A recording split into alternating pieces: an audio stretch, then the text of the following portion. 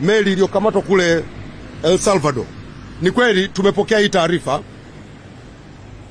na baada ya kutazama katika takwimu zetu tumebaini kwamba ni meli ambayo imesajiliwa kule Zanzibar, na wenzetu wamesajili hii meli kupitia wakala naitwa Konarina. Ni utaratibu ambao sisi kama nchi kupitia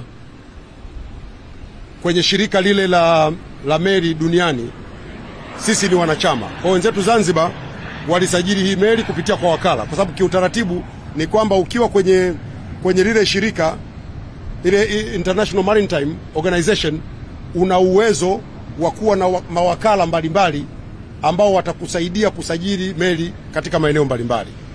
Kwa baada ya kutazama tumekuta kweli ni meli ambayo ilisajiliwa kupitia kule Zanzibar, na wenzetu Serikali ya Mapinduzi Zanzibar imechukua hatua kadhaa, lakini niwaombe ndugu zangu waandishi wa habari, Serikali ya Mapinduzi Zanzibar watakuja kutoa taarifa kuhusiana na meli hii. Lakini kwa haraka, ili watu wasiendelee kupata upotoshaji, ziko hatua ambazo zimechukuliwa mara moja, kwa sababu meli hizi zikiwa zinasajiliwa kwenye nchi yako sio kwamba inatoka hapa. Inaweza ikasajiliwa ikiwa kwenye nchi nyingine na inafanya kazi huko, na ndio maana hata kwenye meli hii kwenye taarifa ambayo imetoka mmesikia kwamba hakuna Mtanzania aliyekamatwa huko. Ni meli ambayo imesajiliwa huko na wakala na imefanya kazi huko na imekamatwa huko kwa makosa yaliyoko huko. Lakini kwa sababu sisi kupitia Serikali ya Mapinduzi Zanzibar ilisajiliwa huku kwetu, Serikali ya Mapinduzi Zanzibar imechukua hatua zifuatazo. Kwanza, ilipopata taarifa tarehe 17 ya mwezi uliopita, mwezi wa pili, mwezi huu, tarehe 18 ya mwezi wa pili, Serikali ya Mapinduzi Zanzibar imefuta usajili wa ile meli. Ile meli inaitwa nadhani FMS Eagles. Ile meli imefutiwa usajili na hivi ninavyozungumza haina usajili tena wa Zanzibar.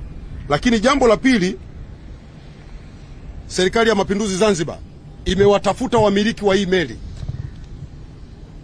kujua kulikoni.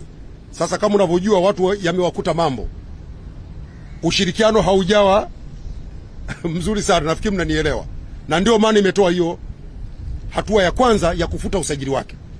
Lakini pili, imeipiga fine ile kampuni kwa mujibu wa taratibu za IMO, imeipiga fine ya dola 20,000.